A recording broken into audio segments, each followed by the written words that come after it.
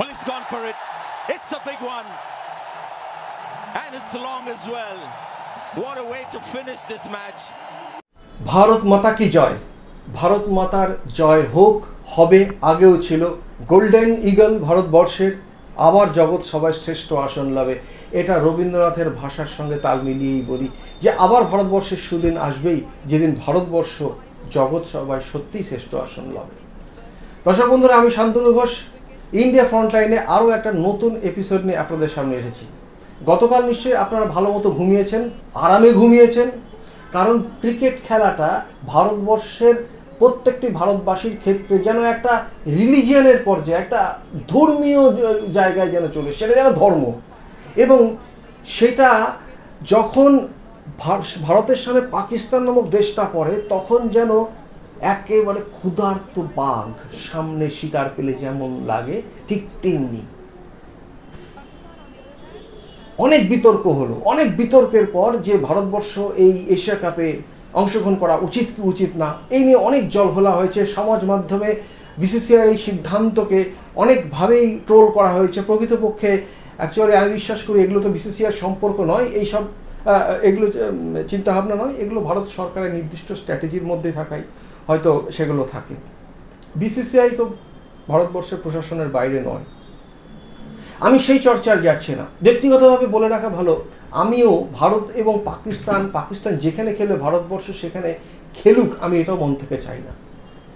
কিন্তু সত্যি কথা বলতে যখন কালকে এই পাকিস্তানকে দুর্মুষ করছিল না, আমি অত্যন্ত আনন্দিত হচ্ছিলাম। মনে হচ্ছে আমি লড়াই করছি, এই 22 গজের লড়াইটা যেন আমিও সেখানে করছিলাম।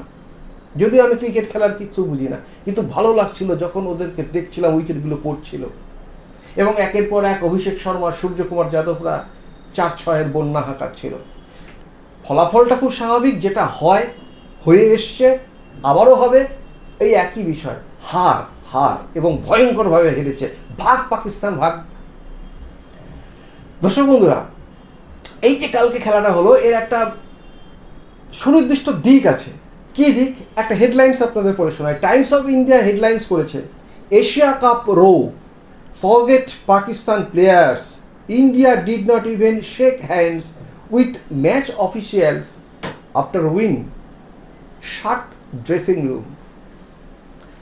ইন্টারন্যাশনাল ক্রিকেটের প্রথা অনুযায়ী, নিয়ম অনুযায়ী, গুডউইল জেস্চারের পার্ট অনুযায়ী খেলা শেষের পরে দুই পক্ষর প্লেয়াররা পরস্পরের সঙ্গে করমর্দনে তারা রত হয়, এটাই স্বাভাবিক।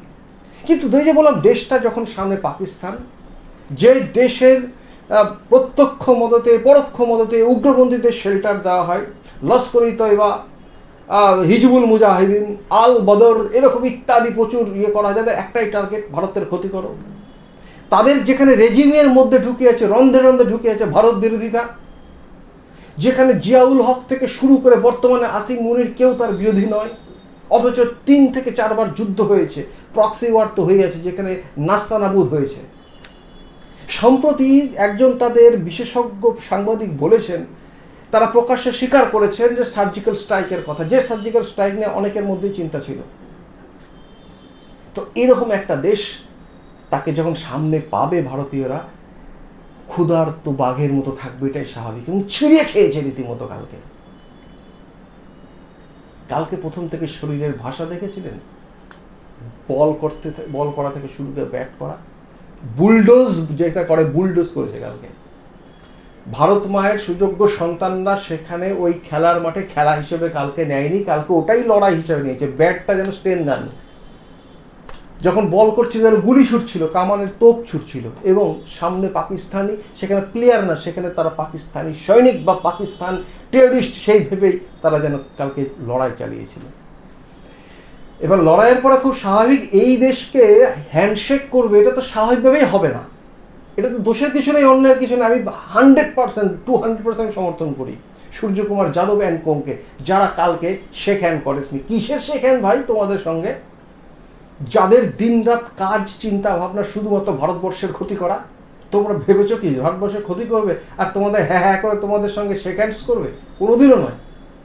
সূর্যকুমার যাদব কি বলেছেন কালকে দেখুন, আমি সংবাদ সংস্থা থেকে একটু পড়ছি, আপনারা একটু দেখে নিন।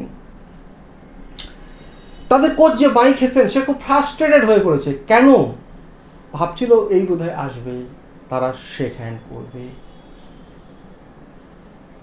ভাবেন কি করে, ভাবলেন কি করে শেক হ্যান্ড করবে?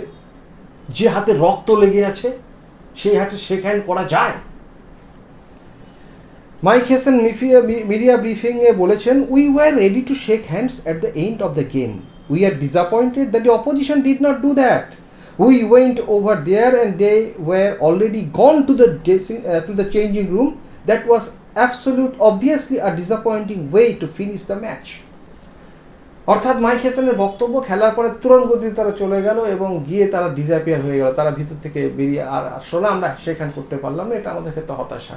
হ্যাঁ, অবভিয়াসলি আমরা ছবিটাই দেখেছি, আমরা ছবিটাই দেখলাম, ভিডিওটাই আমরা দেখেছি যে কিভাবে তারা ঢুকলো শিবম দুবেকে নিয়ে, সূর্যকুমার যাদব সোজা চলে গেল, খেলার পর ড্রেসিং রুমে ঢুকলো এবং ঢুকে দরজা বন্ধ হয়ে গেল। অর্থাৎ এটা সিম্বলিক যে কাউকে আর এন্ট্রি দেবো না। কেউ যেন এসে না বলে যে আপনারা চলুন ময়দানে গিয়ে একটু পাকিস্তানি আপনারা খেলোয়াড়দের সঙ্গে একটু দাঁত কেলিয়ে ওখানে একটু শেক হ্যান্ডস করবেন, কেউ যেন বলার সুযোগটা না দেয়, তাই জন্য আগে থেকে দরজা বন্ধ। Pakistan management issued a strongly worded statement soon after. The behavior of Indian players was against the spirit of sportsmanship. কাহে কা স্পোর্টসম্যানশিপ? কিসের sportsmanship?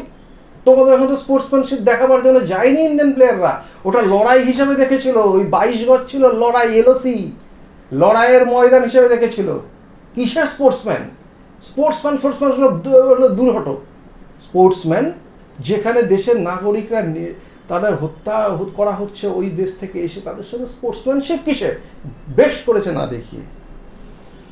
That is why skipper Salman Agha was not sent to the post match ceremony. Post match সেরেমনির পরেও সেখানে এই তাদের যে captain সেটা যায়নি।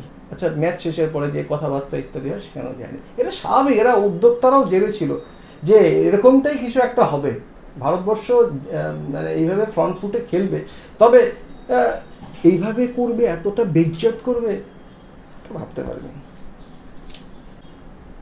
বললেন, we stand with the victims and families of the Pahalgam terror attack and dedicate today's win to the armed forces.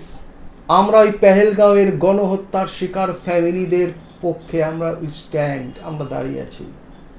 শুধু তাই নয়, আমরা প্রত্যেকটি ভিকটিম তাদের পরিবারের পাশে আছি এবং আজকের জয়টা অর্থাৎ গতকালের জয়টা আমরা উৎসর্গ করছি আর্মড ফোর্সেসের তাদের বীরত্বের প্রতি। Salute armed forces. এটা সূর্যকুমার যাদব চালিয়েছেন। আর একটা এর সঙ্গে আর একটা সম্পর্কিত তথ্য, এই যে কল বয়কট, আমি আবারও বললাম এই ম্যাচের ব্যক্তিগতভাবে আমি পক্ষে নই, কিন্তু সত্যি কথা বলতে কোথাও যেন মনে হচ্ছিল হারাক এদেরকে, মানে যেখানে পারবে সেখানেই হারাক। এই আবেগটা থেকেও আমি লাস্টের দিকে একটু দেখেছিলাম, তবে আমি দেখলাম যা স্টেডিয়াম কিন্তু ফাঁকা। এটা আমার মনের মধ্যে প্রশ্ন হয়েছিল, স্টেডিয়াম ফাঁকা মানে মানুষ ওই বয়কট করতে চাইছে। হিন্দুস্তান টাইমসে কিন্তু হেডলাইন করেছে, empty seats mark India Pakistan Asia Cup 2025 clash amid boycott calls, never seen a stadium so empty. দর্শকরা বলছেন যে এতটা এমটি স্টেডিয়াম, ফাঁকা স্টেডিয়াম কোনোদিন কিন্তু দেখিনি। ফাঁকা তো অবশ্যই হবে, কারণ প্রতিবাদ জানাবার ভাষা দুই রকমের হয়, একটা বলিষ্ঠ প্রতিবাদ, ভোকাল প্রতিবাদ, একটা সাইলেন্ট প্রতিবাদ। যে মানুষ চাননি যে পাকিস্তানের মুখদর্শন করতে, তাদের সঙ্গে খেলতে, তাদের সাথে পাশে থাকতে, তারা যাননি, তারাও তাদের সিদ্ধান্তে সঠিক।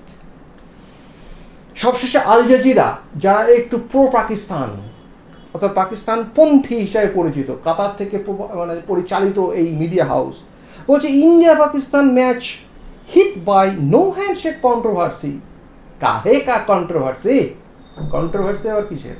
কোনো কন্ট্রোভার্সি নাই আল জাজিরা বাবু, একেবারে সহি কিয়া হ্যায়, যেটা করার দরকার ছিল সেটাই করেছে। Hands of, hats off. তোমরা করবে অভদ্রতামি, নোংরামি, তোমরা করবে ঘৃণার কাজ, আর তোমাদেরকে শেক হ্যান্ডস করা হবে, হতে পারে না, কখনোই সম্ভব না। ভারতবর্ষের মানুষদের আবেগ তাই মাথায় রেখে কালকে সূর্যকুমার যাদব অ্যান্ড কোং তারা এই শেক হ্যান্ডস করেনি, মুখের উপর দরজা বন্ধ করে দিয়েছিল। যা খুশি বলুক গোটা বিশ্ব, মানে ভাঁড়বে যায় ওই গুডউইল জেস্চার, কিন্তু হোয়াট দে ডিড, তারা সত্যি ভালো কাজ করেছিল। ভারত মাতা কি জয়। ভালো থাকুন, সুস্থ থাকুন, অবশ্যই মন্তব্য করুন, শেয়ার করুন, ভালো লাগলে সাবস্ক্রাইব করুন।